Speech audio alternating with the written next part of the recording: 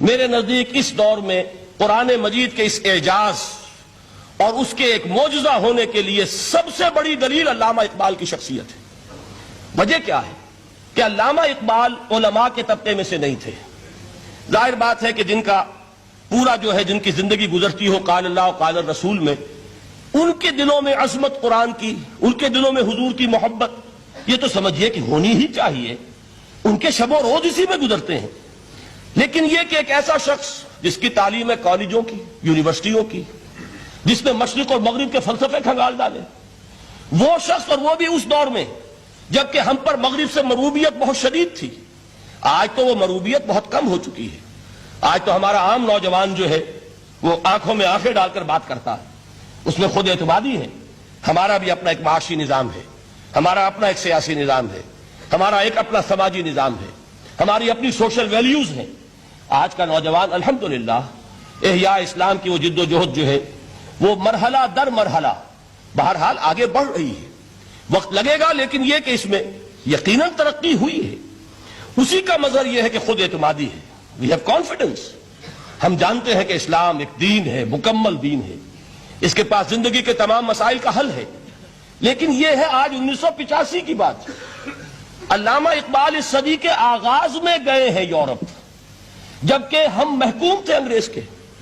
ایک حاکم قوم کے ہاں جا کر اس سے مروبیت کتنی شدید اس وقت تھی، جو جاتا تھا اکثر و بیشتر واپس آتا تھا تو کھڑے ہو کر پیشاب کرنا ضروری سمجھتا تھا، اس لیے کہ اس نے وہاں پر لوگوں کو یہی کرتے دیکھا۔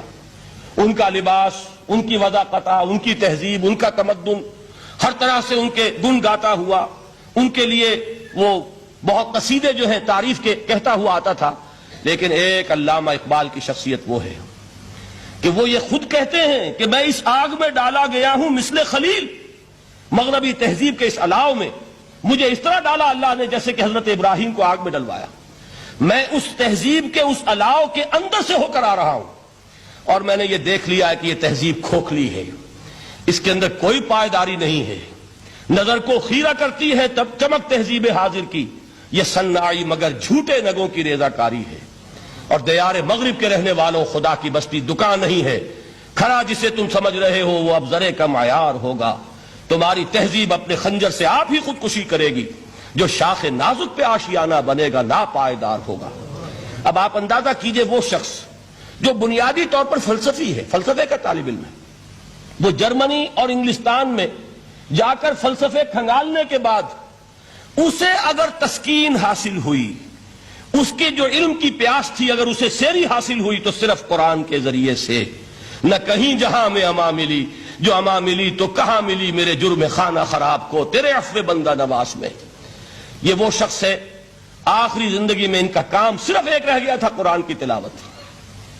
بڑے بڑے فلسفی ملنے آتے تھے علامہ اقبال سے ملنے، وہ سمجھتے تھے بڑی لائبریری ہوگی، جیسے بڑے وکیل اس کی لائبریری آپ کو معلوم ہے کتنی جلدیں رکھی ہوگی، خوبصورت جلدیں بنی ہوئی، ایسے ہی کوئی بڑا فلسفی، بڑا پروفیسر، اس کی سٹڈی، اس کی کتابیں بڑی مروب کن ہونی چاہیے۔ لیکن علامہ اقبال کے ہاں سب کتابیں اٹھوا دی تھی انہوں نے، صرف ایک کتاب رہ گئی، اور سید نذیر نیازی کا نام آپ نے سنا ہوگا۔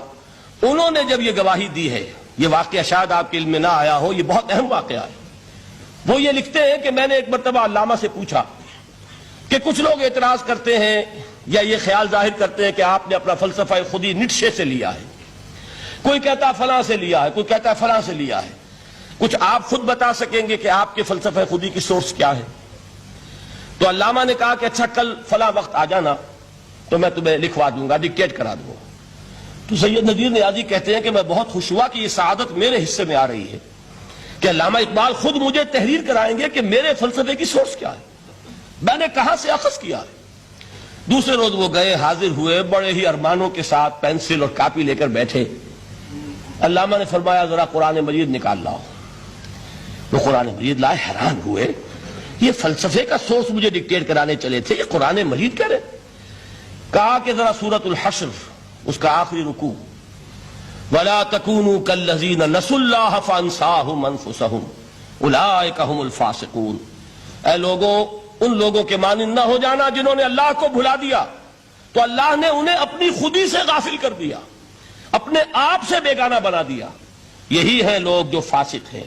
علامہ نے کہا میرے فلسفے کی سورس یہ میں آپ کو بتانا چاہتا ہوں. اس معنی میں کہتا ہوں کہ اس دور میں علامہ اقبال کی شخصیت کو میں اعجاز قرآن کا سب سے بڑا مظہر سمجھتا ہوں. ایک شخص 20ویں صدی عیسوی کی شخصیت، اور پھر یہ کہ وہ کہیں مسجد اور کسی مدرسے کے ماحول میں پلا بڑھا نہیں ہے.